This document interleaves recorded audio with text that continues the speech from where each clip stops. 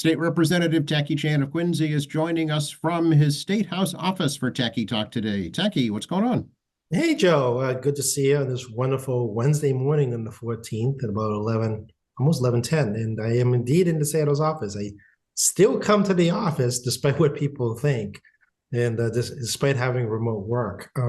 Before the onset of this laptop and remote work, I actually did come to the office a lot during the out of formal session time period of informal sessions. I did come more often. But because, like everyone else, particularly in the white collar areas, remote work had me home more often. And it's this weird dynamic that carried over from COVID. So I do actually come to the office, but today is a little special. We are in because we have a Democratic caucus at 12, and then we're going to vote on the Economic Development Bond Bill and the Energy Bill starting around 1 o'clock-ish. For a reminder, the legislature needs to vote, a formal vote, on any bonding item. It's by constitution. An economic development bond bill has about $500 million in bonding authorizations for the governor.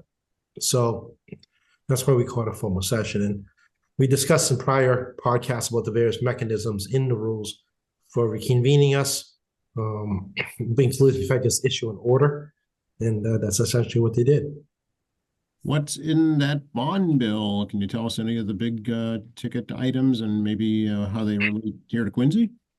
Well, there's quite a bit of money for Quincy. There's a $2 million bond in there for the President's Library. We got $2 million for dredging Quincy Bay. We got actually over $1 million for pre-planning of dredging on top of that, so over $3 million. And then we have like another million plus, like 1.2 plus for economic development projects associated with the city. So, we did all right. We got about $5-ish billion, or about $6 billion, of which half of that will go to Quincy Bay dredging, which is a priority for those even who are not voters will realize that the 6-foot channel in Quincy Bay actually helps flush the water out. As the sediment fills the bay, the bowl fills. And if the bowl fills high enough, when the tide goes out, the water doesn't move. Oh, okay. It's interesting. Yeah, well, the yacht clubs will be happy to hear that, I'm sure. Yep, and it actually will help. The yacht clubs will be happy to hear that, and which should help on the bay's water quality in the long term. And it's about for better flushing. Yeah, and it's about an average of 25 years between dredging. And if I remember correctly, the last time we did dredging was 98. Wow, okay, so it's been more than that. So yeah. Is this the full funding now? Can the project go ahead? I think the city needs to come with 25% of the cost. The number keeps shifting around because of inflation. So this has been a bit of a moving target, but I think we'll probably need another million somewhere. Okay. The city needs to put up its own 25% share. So we're closing it. I think I'm hesitant to say the exact project cost because the number keeps shifting on us. So it's closing it on $7+ million, I think. Okay. All right. Well, you're halfway there, just about. Just about, because we also had $2 million from a prior bond authorization too, and we got like another $1.3 million from $1.6 from the last opera money. This has been a puzzle, folks. I mean, not everything I do here is like one slam dunk and you're done. You actually have to puzzle funding from both one-time available sources and cash, if you get your hands on it, plus various bonds, whether it be environmental bonds, economic development bonds, and you still get the still get the government to authorize release of those bonds, and the city needs to come up with 25% share of these projects as well. So then you also have to do the environmental evaluation. That even though it's been done before, you have the planning and design. Then you have the notification, and then you have dredge test because you actually have to test what you're dredging up to see the danger and not danger associated with it before they continue. Okay. I believe there's only 2 dredges in the entire East Coast of the United States. Oh, is that right? Yeah, one of them was Cashman. I don't know. Sure. Yeah, so then you got to get into the schedule. And there's an Army Corps component to this. These things take about 3 to 4 years to do once you actually start the process, but the funding needs to be there. And so the city commit 25% is important because it encourages administration to release us the bond funds to the city. Okay. Hold it in the Waterways Trust Fund. But I mean, we've been told by the city they can come up with their cut. So yeah, so these aren't easy things to, as you guys can all hear from my multi-year journey, Yeah. cobbling money together. This is interesting. This is, but I think people don't, I myself included, don't realize how what it takes to get a project actually started and completed. Well, let's say I have left, like, let's say I did run for reelection this year, right? The new rep would be saddled with this project with no clue what was going on. Right. And then there's this expectation on delivery that would be very difficult. Now, I'm not saying I'm going to be here forever, nor am I saying you should never get rid of me. That's what I'm suggesting to everybody. No, it's just a reality of this type of work with its institutional knowledge. And then there's no like magical pass down of information. And electeds like to have their own staff. They don't keep the previous elected staff. That's right. So yeah, so I mean, your staff would know about this, but they would likely go with you, right? That's correct. So this is kind of those funny things with this business where every time you get new elected, and we have 22 new electeds coming in on January 1st, that will be in that position where they have to inherit or not inherit the prior rep's work. I'll give you an example of one where my good friend Amy Massangiolo, who won the seat in Newton, is replacing Kay Khan, who was a 30-year rep. Wow. So she was elected in 93. So can you imagine being a new rep, carrying work from a rep that's been there for 30 years? No, I can't. I can't. Aren't there files? Isn't everything on record for them to peruse? Not necessarily. I mean, paper is a premium space, and a lot of stuff we did was predating PDFs. Kayser Khan, she was here for 30 years. A lot of stuff was PDF. Mm-hmm. So a lot of it's institutional based knowledge and how to do things, and then you lose your seniority. So poor Amy is going to discover very quickly that no one cares what she thinks for a while. Yeah, it's kind of starting from scratch all over again. Wow, interesting. Okay. Started at the bottom of the ladder, and she was an outer woman for 20 years. So, I mean, she's not the only one. I mean, many others here are replacing long-term reps. Bill Strauss is another one from Mattapoisett. He was here for about 30 years.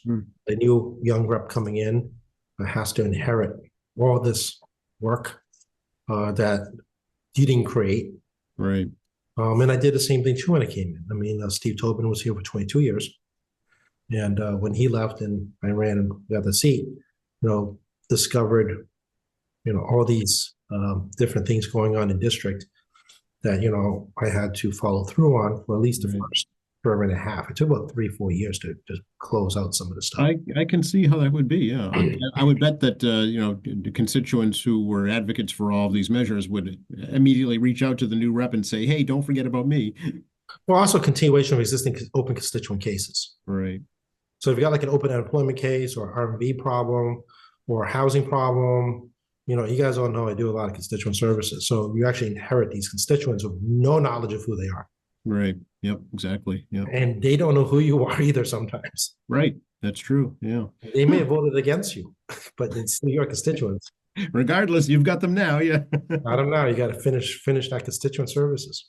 Interesting. What else is in the economic bill? The life science component's a big deal.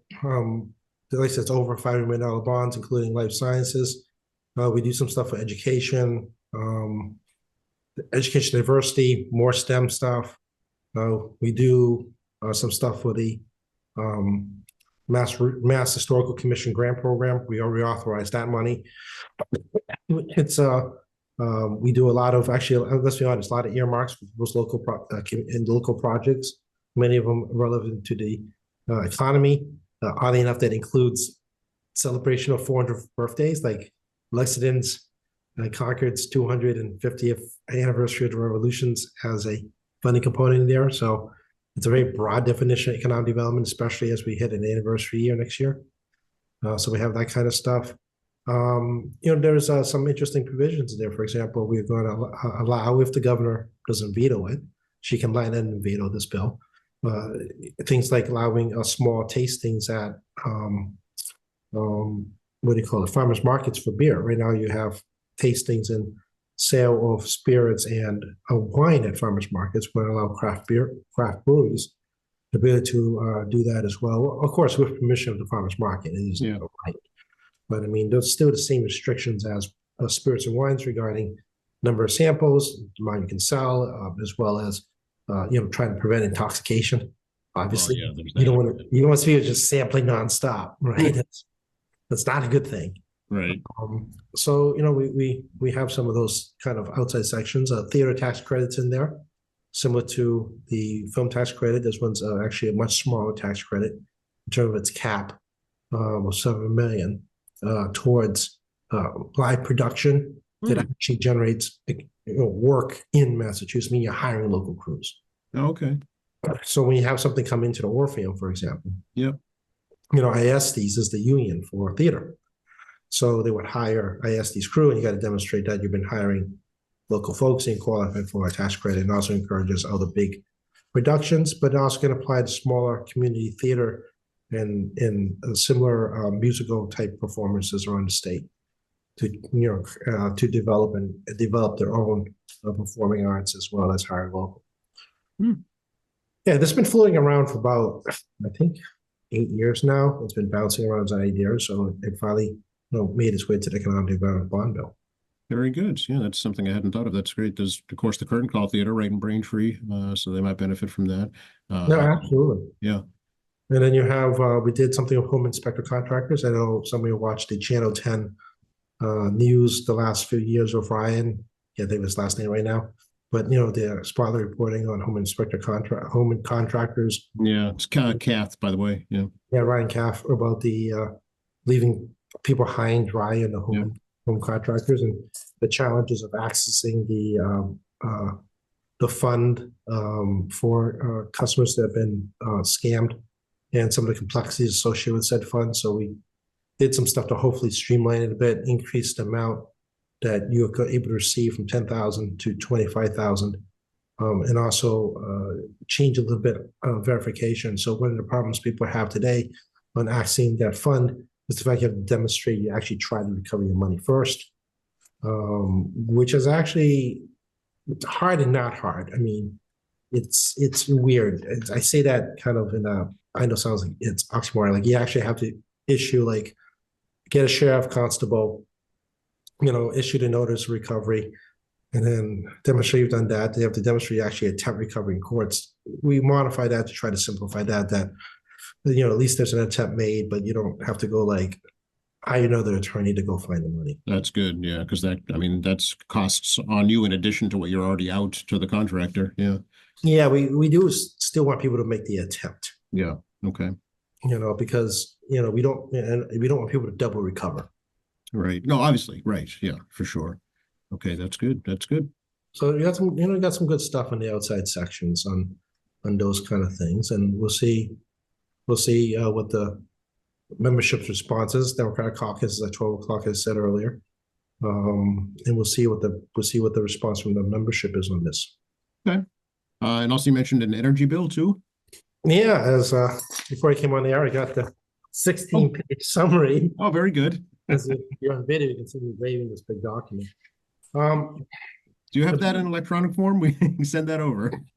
Yeah, there's maps, people. Maps. Oh my, yes. The big thing is really the permitting process. One of the challenges or benefits, depending what side of the fence you are, permitting anything in Massachusetts takes a lifetime. Well, that's been one of the complaints from developers, right? That's kind of the hindrances to the housing development in the state. Well, this is about building power generation. So Gotcha. It doesn't matter if you're building, honestly, it doesn't matter. It doesn't matter if you're doing fossil fuels or renewable. It is completely a slow and meandering process that involves a whole lot of local government and local folks expressing support or opposition, which can create obstacles in time, which cost money for development. And as we move forward with things such as battery technology in particular, which are people have visions of battery technology as small, actually it can be the size of buildings, to be honest with you, for battery storage for things like windmills and solar. That is an energy setting issue. So we're going to allow the consolidation of permitting to have all your projects go off as one giant permit request. Why? Well, batteries is the easy example. So you don't do one battery at a time. It's asinine. You needed multiple batteries and multiple points in transmission system for renewable power that only generates during certain times of day, aka solar. Mhm. And you just don't put one up. That means you have to file like 80 permits. Okay. And you have to evaluate each one individually. Oh, no wonder why it takes so long. Well, battery technology is on its way. I'm not saying it's here yet, but it's en route. So Okay. we'll probably anticipate the future, knowing what this technology will need to do. Yeah.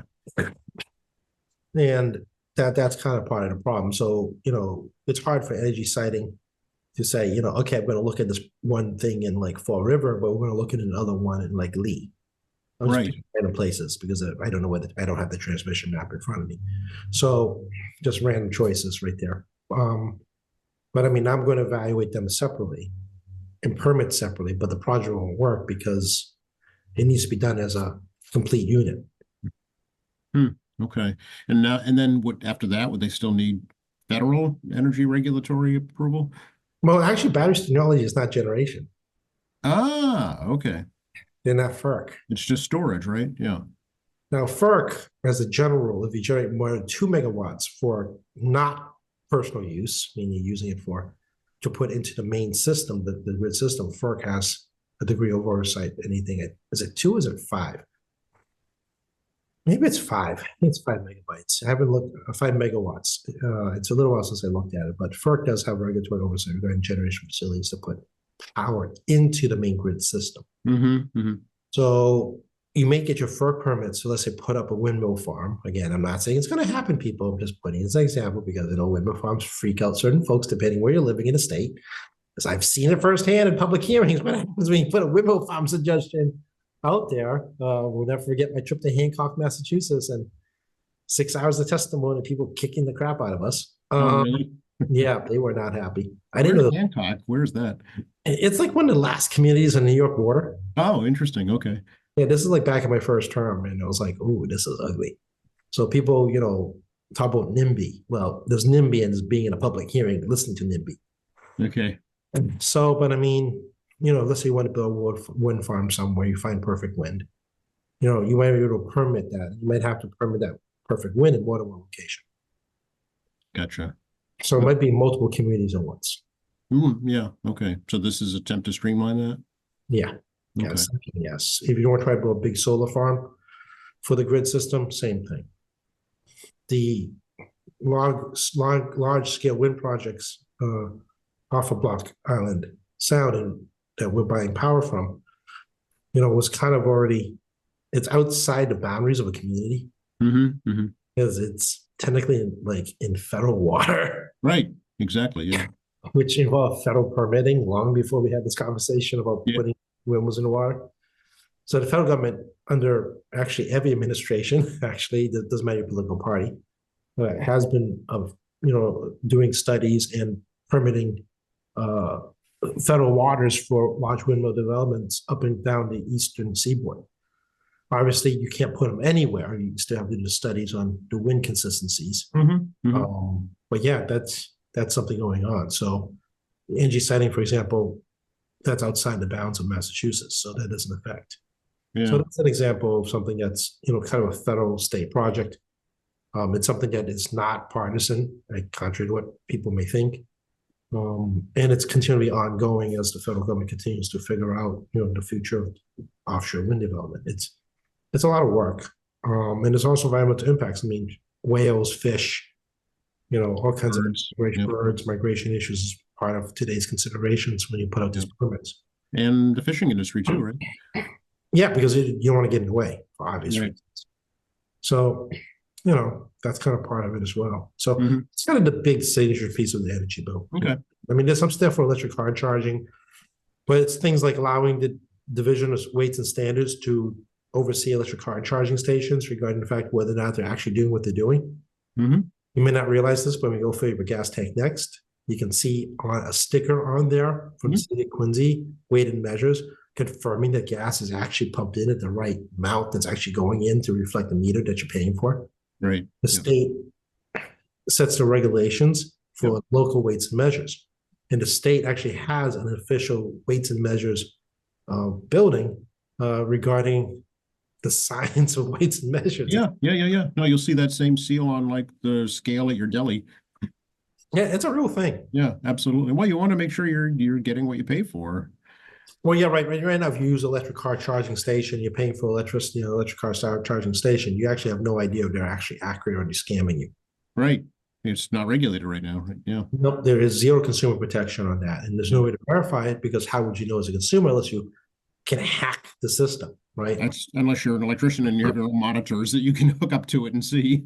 Yeah, basically have to break the thing open and you got to do it yourself, right? Right. So there's a provision there to reflect that things are changing around this, and some reason no one thought about consumer protection on that spot. And I've had talks with Consumer Affairs as well as the Division of Standards about the fact that this is kind of Wild West of whether consumers are actually getting what they pay for. Well, it's typical cart before the horse type situation. That technology advanced quicker than the government could regulate it. Yeah. Yeah, we put in prior bond bills regarding encouraging more development charging stations around the state. So you're right. This is a cart and horse scenario. Yeah. Okay. So we got some good stuff that comes down to local level. We have, but again, the permitting is the big part of it all. That is the major piece in this bill. Yeah. All right. We'll have to see how it goes. We'll talk about it next week and see how it went today. I don't expect much opposition. Oh, that's good. Do you want to talk about what's going on nationally at all, Zachy? Well, I mean, the House is not surprising. I don't know why anybody should be surprised. It's definitely going to be in Republican control. It's what happened the first time that Trump was elected, right? Yeah, for those of us remember history, it generally, not always, but generally you'll see the party that wins the presidency will also win Congress, even if it's by small margins, which I think it will be still in the House. Yeah. And during the by-elections, during the midterms, generally it pops. One of the other chambers will swap. Mm-hmm. The Senate's a little quirky because it's 1/3 at a time. Right. So which 1/3 of competitive states coming up may shift the balance of power. Right. This year, I think everybody knew, unless you were under a rock in politics, that the sequence of states coming up this side was already going Republican anyway. There was a lead in that direction for not from just the last cycle, but from like the last 5 cycles. You could see the trend. So there was no shocker. I mean, unless you're if you pay attention to this, it's just the way the country's election cycles work. It's just how it is. And voting trends will demonstrate and provide guidance on the potential of Democrat or Republican senator, right? And the same how many candidates, how they make their decision whether or not to run at a certain time. Yeah, that's correct. Yeah. And of course, there was a lot of retirements. Yeah. So the Trump administration is not wasting time. I'm not surprised. The second run around, I expect it to be considerably more efficient and faster regarding decision-making processes. This is one of the advantages or disadvantages, depending what side of the political spectrum you're talking about. Someone that actually does know because he's been here before. Mm-hmm. And and I've been watching some CNBC because I'm tired of the other talking head news for a bit. I decided to watch the business news, and people shouldn't guess what's going to happen because sadly in politics, particularly at that level of politics, what you say and what you do are sometimes very two different things.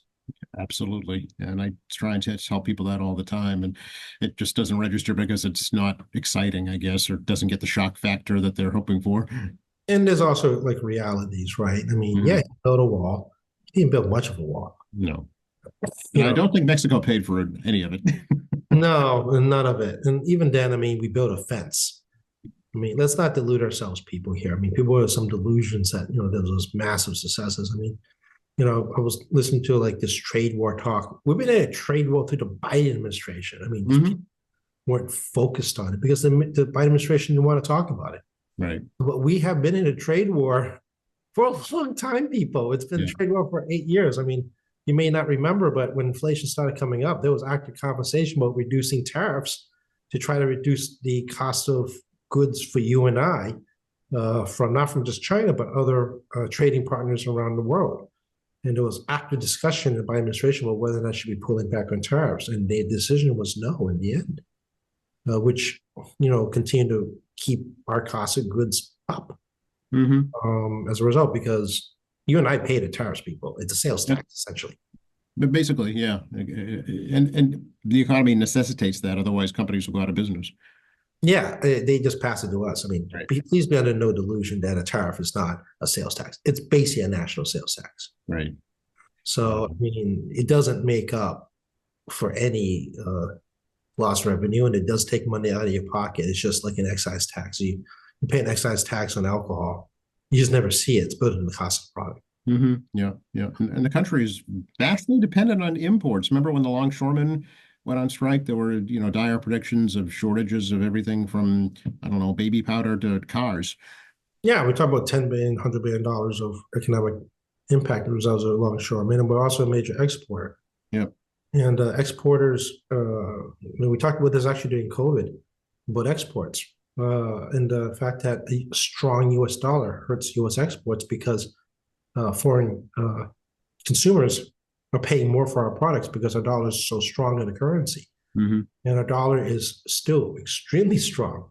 So some folks that believe bigger is better and stronger is good is wrong when it comes to exports, U.S. exports, because it makes it harder for outside country people to consume our goods. Right. So it's gonna impact that for sure. Yeah.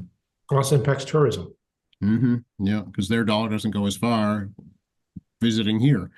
Yeah, I'll give you a very simple example. I mean, the Canadian dollar to U.S. dollar historically has been very stable at 1.25 Canadian dollars to one U.S. dollar, 25% benefit to U.S. consumers or U.S. travelers. It's something that we've enjoyed and pretty much fairly consistent for a long time.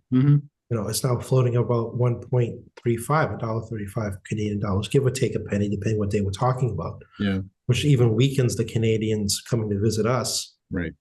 Even though it may benefit Americans going to Canada, which means U.S. goods going to Canada costs 10 cents per dollar more, or 10 cents more than 1.25, and they have a cost of living problem like we do. They have a high unemployment. They have the same problems we have. Would discourage Canadians from buying U.S. goods. Exactly. Yeah, and that has a cumulative effect around the world. Stable dollar, it's good for U.S. export. It really is. And stable dollar creates good for U.S. tourism. And where tourism is a number 3 economic driver for Massachusetts. So tourism is really good right now, but who knows what's going to happen. So I know they've aggressed a bit to tariffs, but I mean, yeah, basically it's a sales tax. And we've been living with one under 2 different presidents who did all kinds of tariffs that doesn't help inflation and affects your pocketbook. And it's not a replacement for tax collection from the general public, because it's not a one-for-one situation, because it's like, every tax dollar, they do a tax cut, you have to replace it with another dollar, but a tariff doesn't do that because it's not a uniform tax policy. It's not like a class of people. Like, what's the class of people, right? Yeah. Wealthy people above a certain income guideline at a higher tax rate. It's not the same as tariffing that same group of people at a higher tax rate, because you don't necessarily know what that income bracket is going to buy. Oh, exactly. Right. Yeah.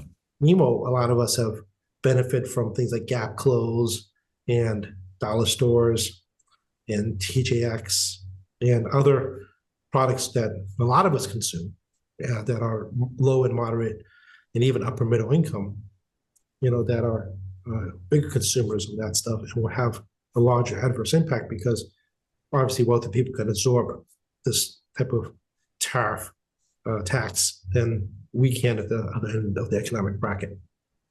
Yeah, no, I understand. Yeah, absolutely. And it puts everything in the future uncertain as to what's going to happen with inflation, with interest rates. Everything's in flux now.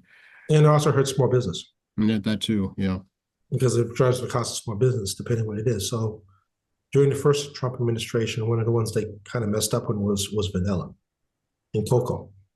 So they heavily tariffed cocoa and vanilla, especially cocoa from South America, because they thought they could leverage it against cocoa creating countries, which nothing actually did happen. But your price of chocolate went up a lot, and it really hurt small businesses in particular who are chocolate makers. Yeah. Pure Affections in Quincy, places like that. Exactly. Yeah. This is the disconnect between DC and Main Street. Yeah. Yeah. Stay tuned, folks, for that. Yeah, So we'll see. many asked, Jackie. No, you can't predict what's going to happen. Yeah. I mean, everyone says a business guy, is a good guy for the economy. Yeah, but it depends what business they come out of. Mm-hmm. Mm-hmm. Not all business people are universally the same business people. Well, it's just like, all people aren't the same either, right? Yeah, that's correct. And I think that I don't like that kind of broad-based presumptions. Everyone's an individual. Everyone comes with different backgrounds. Everyone brings their unique skills, and don't presume that you know what those unique skills are. Not like you and I have been personally in the office with these folks and actually know what they're like, right? I mean, it's a broad brush stroke, and in elections in America, you just take faith that it's going to work out. Mm-hmm. Mm-hmm. Yeah. Like I said, I have a list for John Adams when I die. I have many questions for him. Him and John Hancock. Yes. And What did you mean when you said? Jefferson, Adams, Hancock. Yeah, all of them. Bowden. There's a lot of folks. I have a list. We try to get at. And I think the answer is going to be very political. It's whatever you think it is. Oh, great. You mean I waited all this time and you don't have an answer? I think they would do that to you. I agree. Just based on some of their writings, yeah. Well, people forget that the country they made was for future generations, not necessarily just for them. That's true. Yeah. There's an idealism that's not really captured anymore, but it's again, the founding of this country is such unique history, unique characters, unique people, unique backgrounds. That's unlike any other type in the world. Yeah. Well, it's still the great experiment, right? It's only 250 years, not a long time. But it's 250 years of very stable government. Mm-hmm. That's true. You look around the world, most governments don't last this long. Their countries do, the cultures do, but the government does not. Yeah. Oh, that's very true. Yeah. That's why it's kind of a unique thing, because we're constantly in evolution. And, at least I always have enormous faith in the public as well as the Constitution itself regarding the sustainability of a stable government. So, I also believe people are patriots. People, are committed to the country as a whole, beyond their personal interests when push comes to shove. Yeah. That's a little bit of idealism out of me, folks. Yeah, but I think it's somewhat true, I think. And that really was evident during all the neat Veterans Day ceremonies in Quincy last weekend. Yeah, I made it to Saturday's event for the unveiling of the active duty soldiers dedication. It was lovely. I do again highly recommend people make a quick stop at Mount Walson Cemetery on the seaside entrance and take a look. It's really, really well done. And the recognition of the different armed forces, although I still for the level can't understand or know what's going on. Space Force. Space Force, there's even a flag, I know.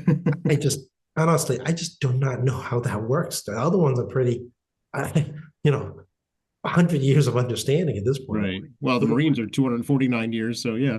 Yeah, exactly. And I don't know, but the city did an incredible job. The mayor, the council, the cemetery staff, the parks department. I mean, Veterans Affairs. They did all a great job on Saturday. And there was a couple dinners I didn't make this past weekend as well.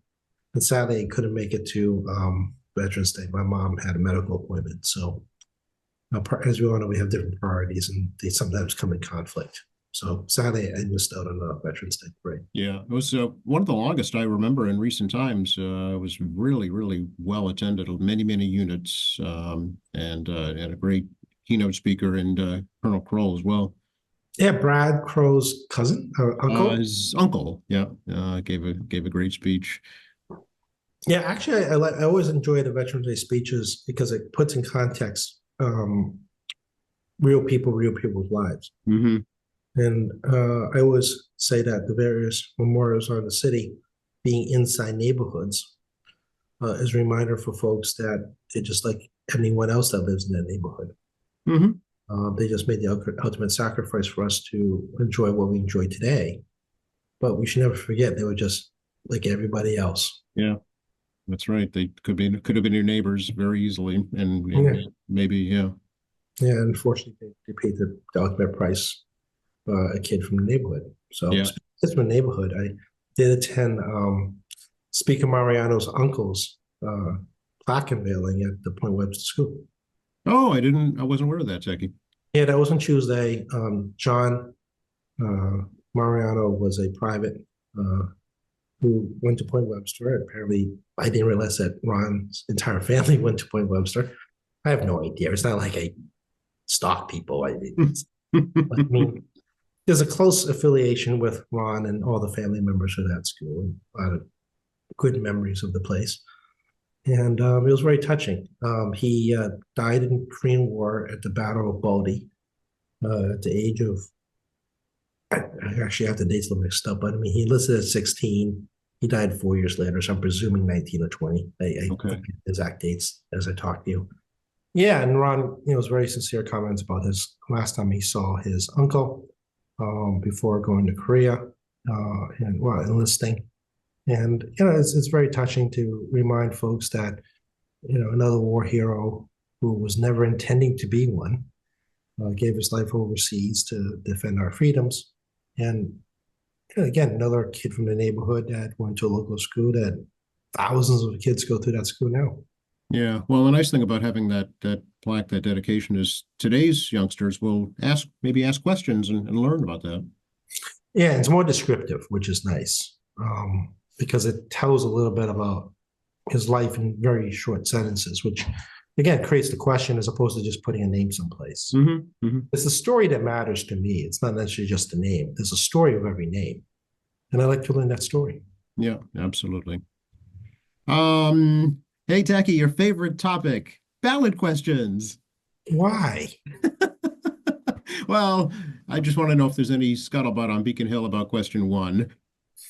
No, I got nothing for you. I mean, the speaker and the Senate president are having conversations. Obviously, committees are still working, but we're coming into basically 6 weeks to close the session. December 31st is the official session closing because swearing in day is January 1st is swearing in day, when all committees dissolve immediately. And need to be reformed under a new set of rules because it's a new session and everything in the past session goes bye-bye. That's how it works. So, even if the committees want to try to do something, there's no guarantee that the committee chair you have today is going to be the committee chair next. Mm-hmm. So I suspect there's going to be conversations up in leadership level because I don't think leadership is going to change. That being said, even if leadership want to try to move forward on something, there's no reason to talk about it just yet because there's no committees to talk about it. Oh, all right. I know it's the ultimate cop-out. It definitely is, but I understand. So reminder to folks, 3 ballot questions did pass. Yes. 1, 2, and 3. 1, 2, and 3. Yeah. Really convenient how the numbering worked out this It really was. Yeah, it makes for simple reporting, actually. And yeah, I know the Department of Education is looking at the MCAS question now and see what they can do about that. Yeah, obviously, administration has to participate in this because implementation is actually on their part, especially question 2, because it upends an existing system. We talked about this before. On graduation requirements, there's a whole No Child Left Behind component from the days of George H. Bush. As they did their massive ed reform, it took like 20 years to do. Yeah, 1993, I think. Yeah, it was multiple administrations. That ed reform was not like one thing. Yes, right. Yep. That thing went through like 4 presidents. Yeah. To make it work. I mean, and now there's talk of eliminating the Department of Education at the federal level. So who knows? Yeah. Oh, again, there's a lot of talk in DC. We'll actually revisit this conversation as more news comes out about. Yeah. Yes. Yeah. What it means to us at our level, how we can or cannot respond. And people forget there are constitutional limits for the states. It isn't like the state has carte blanche abilities. The U.S. Constitution and state constitution does limit our ability to do certain things too. So, but yeah, we'll revisit those conversations as the year goes by. That's right. To be announced, to be determined. Yeah.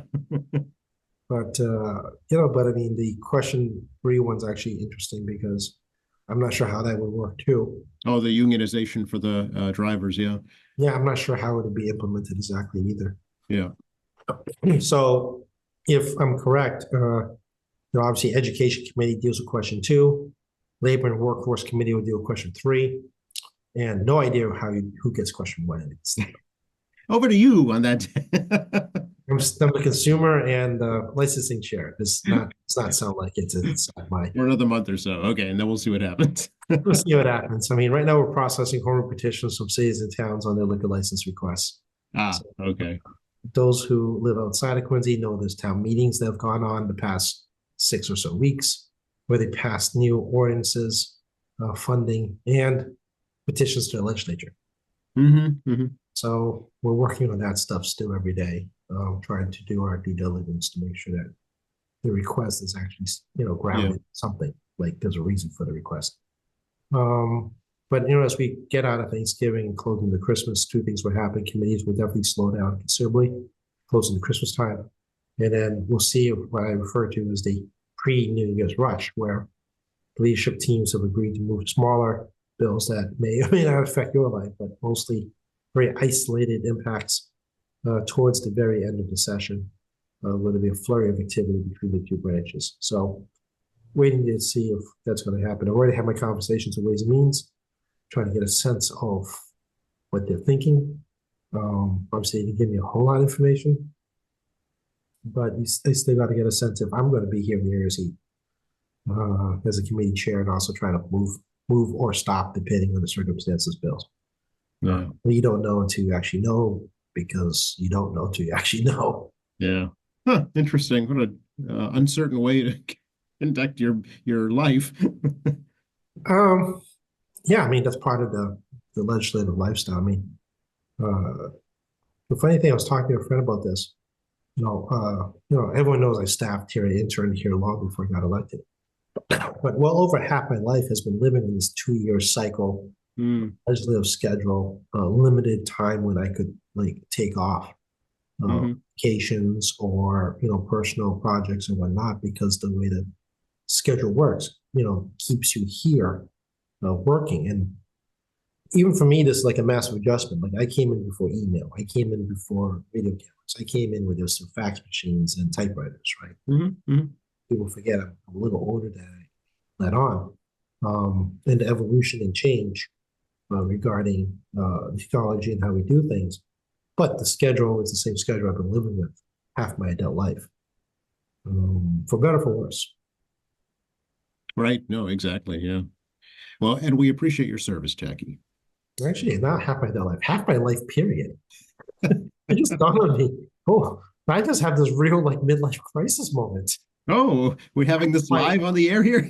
Yeah, half my actual life, not half my adult life, half my actual life. Yeah. I've been living under this very limited. Oh, okay. So next time I see you, you're going to have gold chains and tattoos for your midlife crisis? My hair will go white just for you, Joe. You'll pull up in a red Maserati or something. Yeah, well, my hair has gone white, or I'm shedding hair, and you can collect. But no, I'm not complaining. It's just you get to a certain age, you start to realize that this is the lifestyle you've accepted and you're taking. This is one of those things that you volunteer for. It's not like someone made you do this. You volunteer to do this to yourself. Anything going on in your district we should talk about? We're starting the Christmas season. Thanksgiving is coming up. Obviously, the city has a wonderful Christmas weekend like we do every year at City Hall. Santa's coming in a helicopter. We have the Christmas tree parade on December 1st. There's a lot of things going on there. Pearl Harbor Day is, I believe, the Saturday in the first Saturday in December. You have neighborhood things like Adam Scher's going to have his own neighborhood Christmas party just for the neighborhood.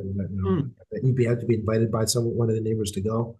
And then you see some Christmas fair type stuff that started at the high schools on the Christmas fair type situations. And then I was telling my other friends that stayed us that for me, once I get out of Thanksgiving period, it does slow down significantly for us in Quincy and events. But also like to wish Uncle Sam a happy 85th birthday. Oh, no kidding. Yep, yeah, he's having a celebration this Sunday that I will stop in and say hi. Oh, very nice. So, if you see Uncle Sam, you definitely know who Uncle Sam is when I say that. Wish him a happy birthday. Oh, very nice. I didn't know that. Happy birthday, Uncle Sam. That's great. Known Uncle Sam for years and years. Yeah, definitely drop him a line on Facebook or you see him next out in the street. He's in great shape at 85. So yeah, he'll be in the Christmas parade, I'm sure, again this year. He never misses. So look for him. And actually, 2 weeks from today is Thanksgiving Day. Yeah, I'm in charge of Thanksgiving dinner again this year. I'm trying to rearrange my schedule to prepare to cook. We're trying to figure out exactly how many people. I think we're past 9. So kind of working on that still. Okay. I'll expect a complete menu next week. Well, you could also expect, we could do it like a live show of me running around the kitchen, desperately trying to get stuff done. That's a different show. Yeah. And of course, Thanksgiving Day is the North Quincy High School football game. Yes. Which is a proud tradition of the 2 high schools. Yes, they can watch that live here on QATV as well as the parade live too. Exactly. So, still some stuff going on. But like I said, I'm very fortunate once I get out of the Thanksgiving period, it slows down. Other reps, are really active right from Christmas to New Year, local activities. I'm not complaining. Well, I know you've got a Democratic caucus coming up, so here's the time where you let folks know how to get a hold of you. Sure, 617-722-2370, 617-722-2370 is the number. As you can tell, I'm in the building. I do still show up, as well as the staff at room 42 of the State House. Come visit. Please do visit the stairs for tours. It is a quiet time right now because tourist season is coming to a close, so I always encourage people to visit. Taki Chan, State Representative Taki Chan Facebook. You can see pictures of my comings and goings.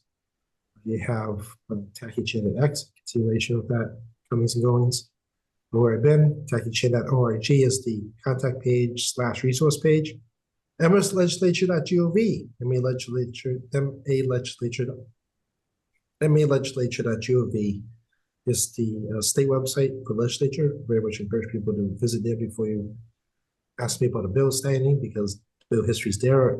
I don't know anything more than there because the stuff is simultaneous with the internal and external system. So what you see out there is what I know on bill statuses. And of course, QATV with Joe every week or 2 weeks. And as I always say, check in with Joe in the morning for his 10-minute updates. Thanks, Taki. Have a great week. Thank you, Joe. I'll talk to you soon.